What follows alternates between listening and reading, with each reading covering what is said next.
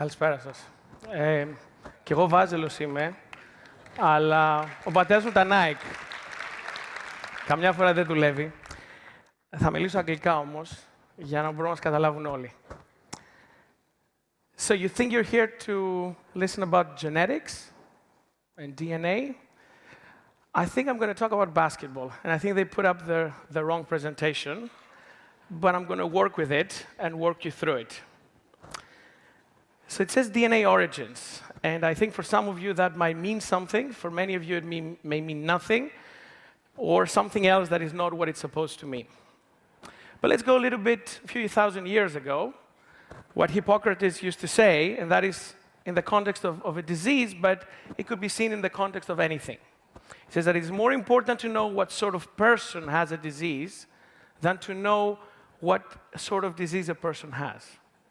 So it doesn't matter whether somebody has diabetes or cardiovascular disease or asthma or all these things.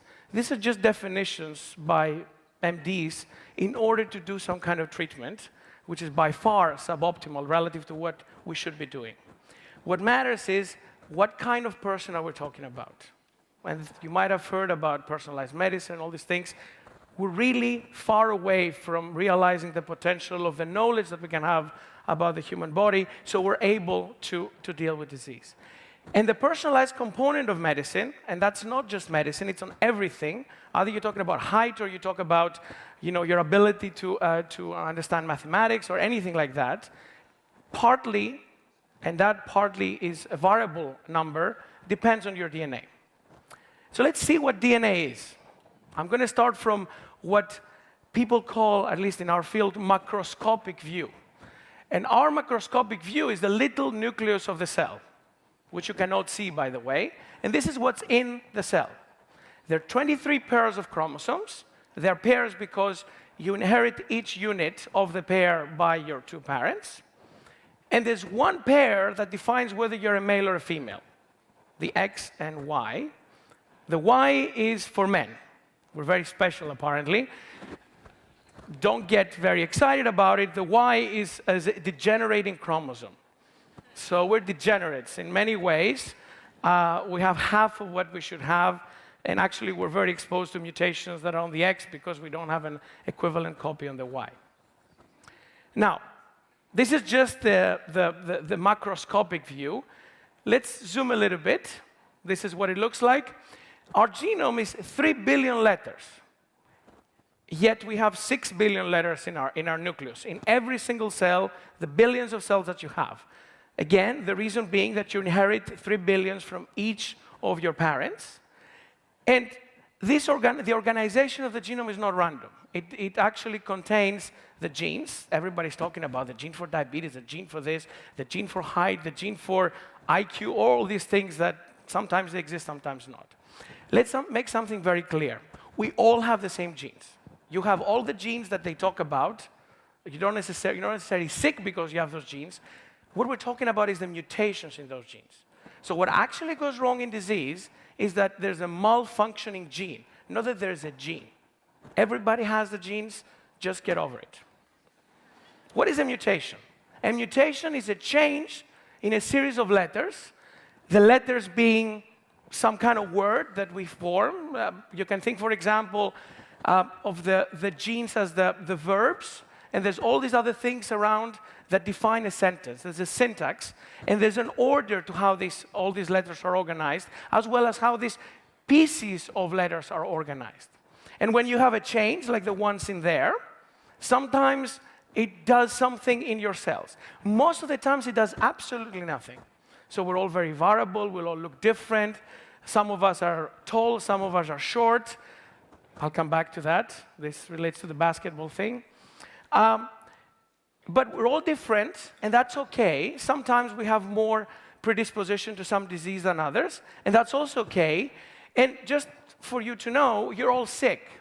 There's nobody here that has a perfect genome. You all carry mutations. You're all going to get sick, because of diabetes or because of cardiovascular disease, because of something very simple later or earlier in life. So there's no problem, actually, in understanding your genome. You shouldn't be worried about it. You're going to be deficient anyway. Now, when you think about DNA, I mean, okay, you think about DNA, you see it in all these kind of fragrance advertisements. There's all these things about anti-aging, and then there's a double helix around. It's absolutely irrelevant. All these things are just to impress you because they think that they will give something modern that everybody's excited. DNA is about family. It's about inheritance. It's about me getting my genes from my parents and then transmitting those genes, and by genes I mean the mutations that are carried in those genes to my children, and so on and so forth. And actually, the more children you have, the more of these mutations you spread.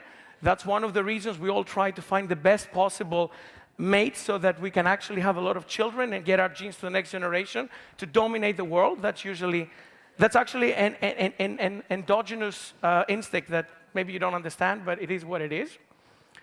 So let's talk about family. Let's think of an imaginary family, a typical Greek family, 2 parents, 2 children.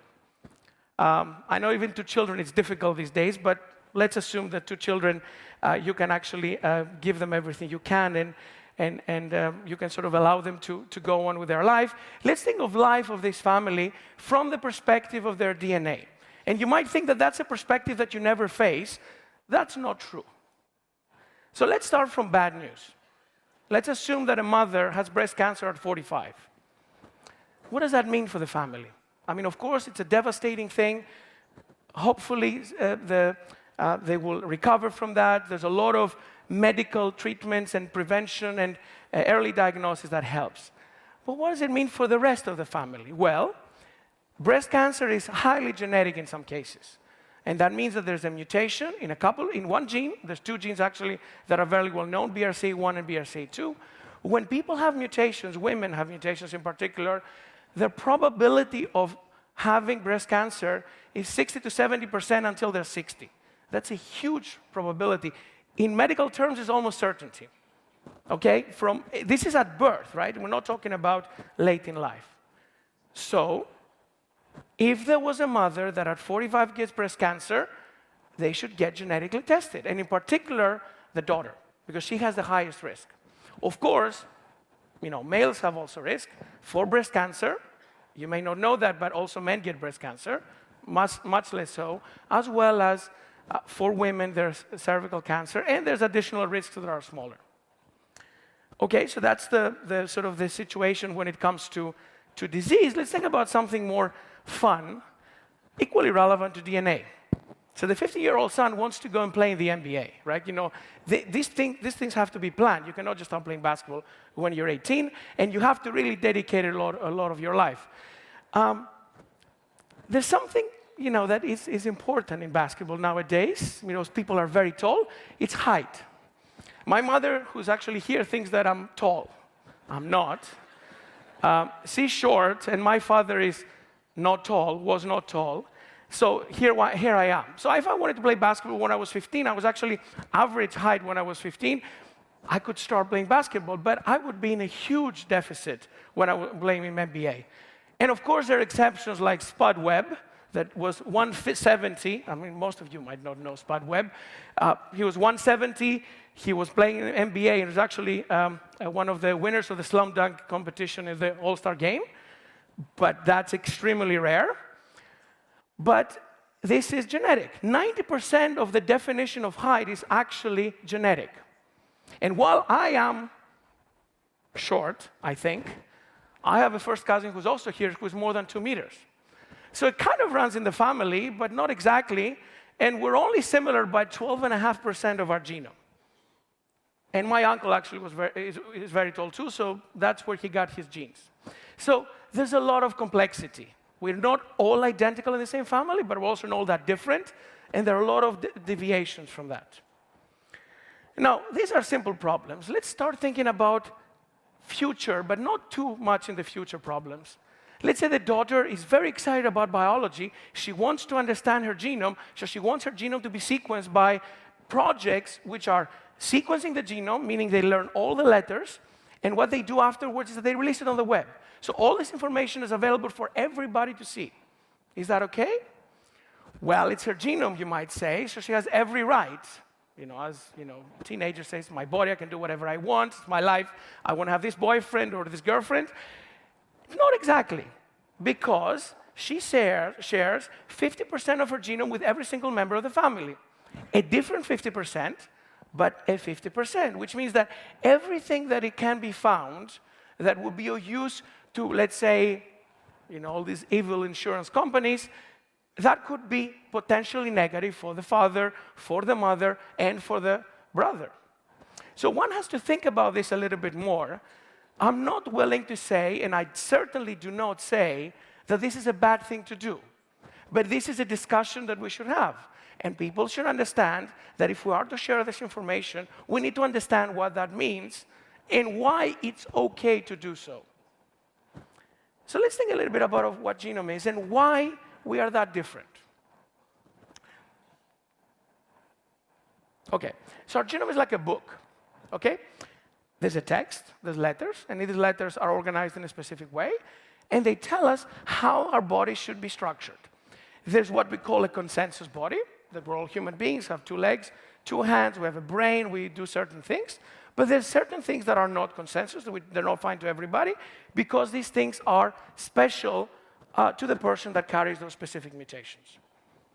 Now, why do we have these differences? Because think of it like, from a more religious thing, like Adam and Eve kind of thing, although, as soon as you go into DNA, all these things collapse. But let's think it from that perspective. There is a book. I'm not talking about the book, but a book.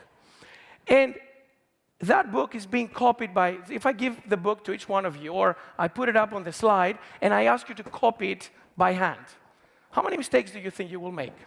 Not each and every one of you, but some of you will make a mistake, right? We'll see one letter before the other one, you'll make a mistake. And then what I do is you have to give the text to the other person next to you and copy the thing that you copied. And so on and so forth. So imagine that happening over and over and over again, over thousands of generations from the time that we split from our very close relative, the 1.5% difference, bonobo, or whatever gorilla, whatever other primate you want to think about. So there's a lot of mistakes. And most of these mistakes, as I said before, these are the mutations, make no difference. Some of them make a positive difference, negative difference, or conditionally positive or negative. Some things mean nothing unless there's some other thing for the environment that makes them relevant. So, do these things change the meaning? Sometimes they do. It's a different thing to say tested, it's a different thing to say tasted. And I don't want to become cannibalistic here, but these things actually make a difference, just a single letter. And I'm sure there'll be other already interesting examples. There are also a lot more changes that can happen. But our genome, instead, if you see it from a different perspective, it's like a patchwork of all our ancestors, right? It's certainly a patchwork of your 2 parents, but it's a patchwork of all your ancestors, your grandparents, and so on and so forth. So all the weird family stuff that we have just come through the DNA to us. Anything that is genetically weird, you have it. Or not anything, but most of it. It looks like this. It's like fusion cuisine, which sounds kind of fancy, but then you end up with a souvlaki pizza. And I don't know that I like that. I've never eaten that, and I don't think I will. But that's another kind of fusion, right? You have an Italian and a Greek marrying, having children.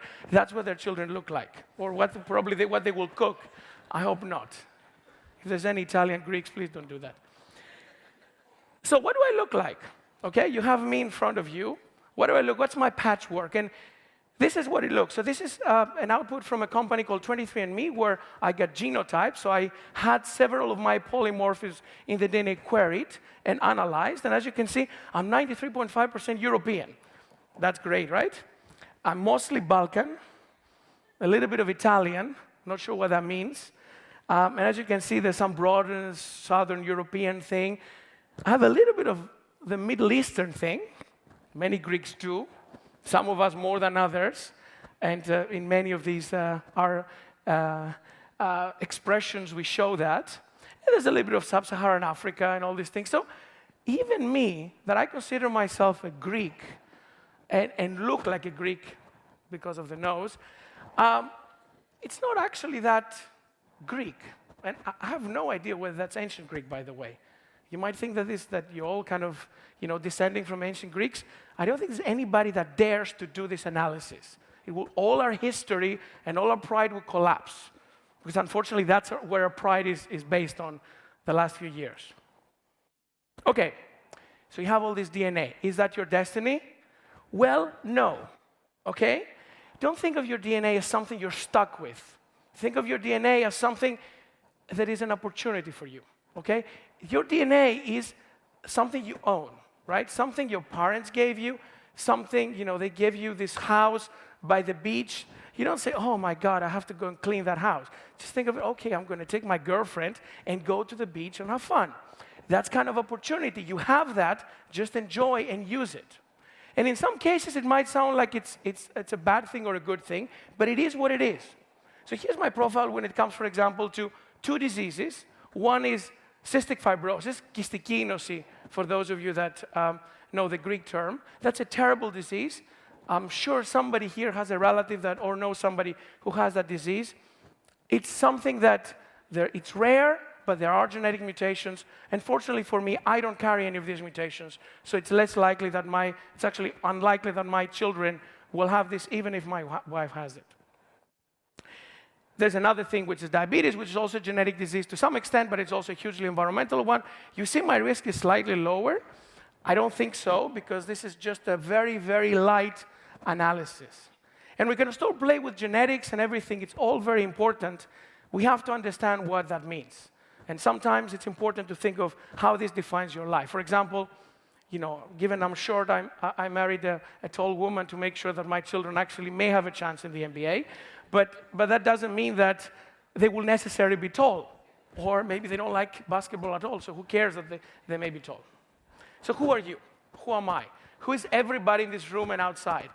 Well, it's a combination of multiple things. It's your DNA, an environment that you control, whether you exercise, what you eat, what you do, whether your emotional stability, which is partly controlled by you, an environment that you don't control. I mean, I grew up in Athens, where there's a smog all over.